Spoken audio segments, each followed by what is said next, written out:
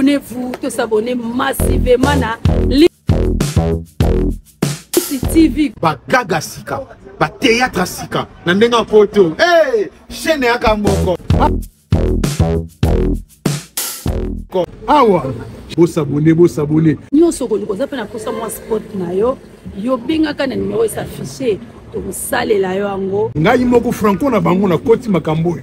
Esibino to sabo. Pesa mutu conseil ya mabete, mais les kande mulaite, les kamulaite. Abonnez-vous massivement. Nandenga poto awa nde.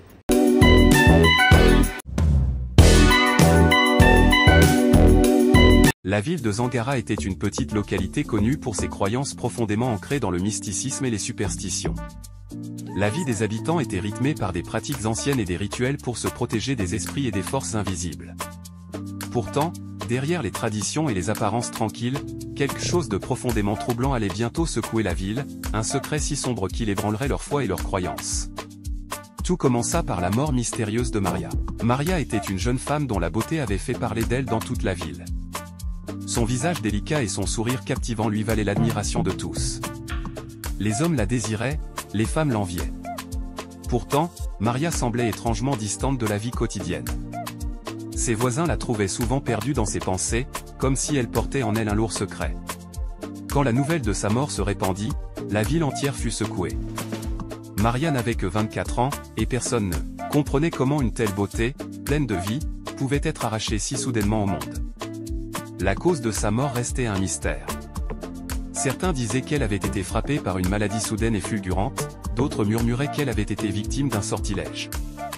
Ce dernier point était renforcé par le fait que sa mort avait eu lieu dans des circonstances étranges, son corps avait été retrouvé chez elle, allongé sur son lit, avec un sourire figé sur les lèvres, comme si elle avait accueilli la mort volontairement. Le corps de Maria fut rapidement transporté à la morgue de la ville, un lieu éloigné des regards indiscrets, géré par une petite équipe de gardiens. C'était un lieu respecté pour son calme et sa fonction sacrée, mais depuis quelque temps, des rumeurs circulaient à son sujet. On disait que des choses étranges se produisaient dans la morgue la nuit. Les quelques habitants qui vivaient à proximité affirmaient avoir entendu des bruits bizarres, des rires, et même des voix qui semblaient provenir des murs. La morgue de Zangara était gérée par Kofi, un homme d'une cinquantaine d'années, austère et respecté pour son sérieux. Kofi ne parlait jamais beaucoup et se contentait de faire son travail avec une rigueur que peu osaient questionner. Ce soir-là, lorsqu'il reçut le corps de Maria, il ressentit un malaise inexplicable. En tant que gardien de la morgue depuis plus de 20 ans, il avait vu de nombreux cadavres, mais celui-ci dégageait quelque chose de différent. La beauté de Maria restait intacte, même dans la mort, et Kofi se surprit à l'admirer. Plus que de raison. Après avoir placé le corps dans une des chambres froides, Kofi continua son travail, mais une étrange sensation le suivait partout. Cette nuit-là, alors qu'il faisait sa ronde, il fut pris d'une sorte de vertige. Il se retrouvait de plus en plus attiré par le corps de Maria, comme si une force mystérieuse l'appelait. Peu à peu, Kofi perdit le contrôle de ses pensées. Il ne comprenait pas pourquoi, mais il se surprit à revenir dans la chambre froide où reposait Maria. Une pulsion incontrôlable s'empara de lui. Sous l'emprise de cette force, il commit l'impensable. Profanant la paix de Maria, Kofi céda à ses instincts les plus sombres. Mais à peine avait-il accompli son acte qu'un froid glacial s'abattit sur la pièce. Il se retourna brusquement, le souffle coupé. Il avait la sensation d'être observé, et une ombre sembla glisser dans le coin de la pièce. Terrifié, il se précipita hors de la chambre froide, jurant de ne jamais y remettre les pieds. Cependant, ce qu'il ne savait pas, c'est que ce n'était que le début. Les jours suivants, d'étranges événements commencèrent à se produire. Kofi se réveillait la nuit en sueur, hanté par des cauchemars dans lesquels Maria le fixait de ses yeux vides, accusateurs. Il entendait des bruits dans la morgue, des murmures dans les couloirs, des rires étouffés, des gémissements. Kofi tenta de rester fort, mais il était évident que quelque chose le dépassait. Les autres gardiens de la morgue commencèrent à ressentir les mêmes effets. Kwam, un jeune homme de 30 ans qui travaillait sous les ordres de Kofi, se retrouva lui aussi inexplicablement attiré par le corps de Maria. Une nuit, alors qu'il effectuait sa ronde, il céda à cette même force obscure. Comme Kofi avant lui, il profana le corps de Maria, et dès lors, il fut hanté par les mêmes visions terrifiantes. Le phénomène se répéta avec les autres gardiens. Chacun d'eux, d'une manière ou d'une autre, se retrouva attiré par le corps de Maria et finit par commettre l'irréparable. La morgue devint un lieu de terreur. Les bruits se faisaient de plus en plus forts, et les gardiens étaient de plus en plus tourmentés par des apparitions. Des ombres passaient dans les couloirs, des voix murmuraient leur nom dans le noir, et des objets semblaient bouger d'eux-mêmes. La famille de Maria, inconsciente de ce qui se passait, commença à s'inquiéter. Sa mère, une femme respectée pour ses dons de voyance, sentait que la mort de sa fille cachait quelque chose de plus sombre.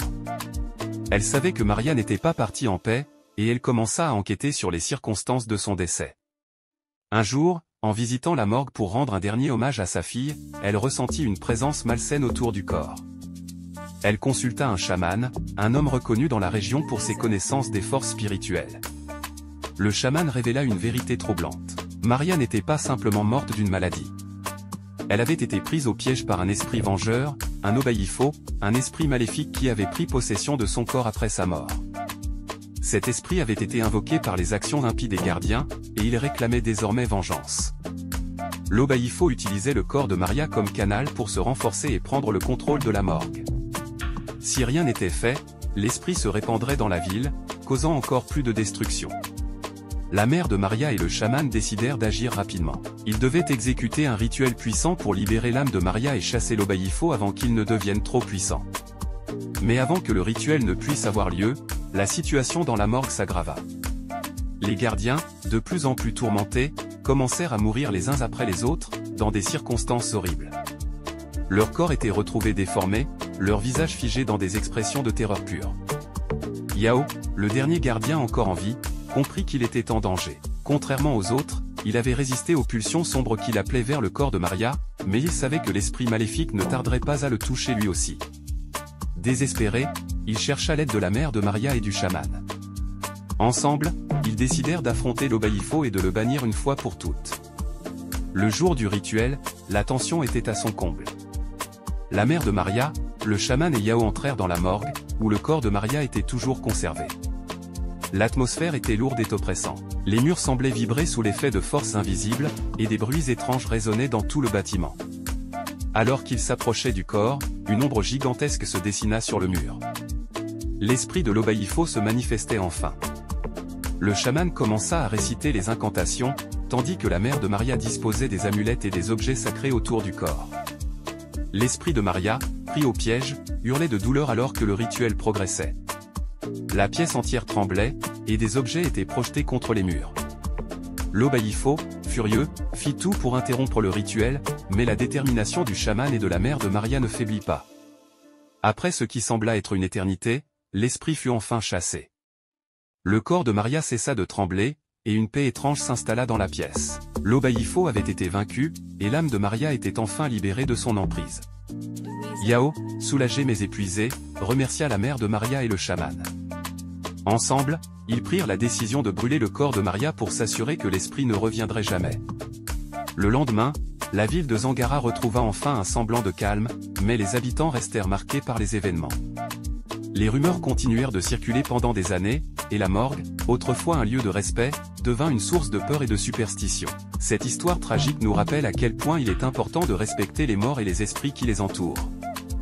Les actions que nous posons dans ce monde peuvent avoir des répercussions au-delà de ce que nous pouvons voir. Il est facile de succomber à des tentations sombres, mais il est essentiel de se rappeler que certaines forces, invisibles, surveillent chacun de nos actes. Si cette histoire vous a captivé, n'oubliez pas de vous abonner à notre chaîne pour d'autres récits fascinants. Laissez-nous un commentaire et partagez cette vidéo avec vos amis. Vous ne savez jamais qui pourrait être touché par ces mystères du monde spirituel.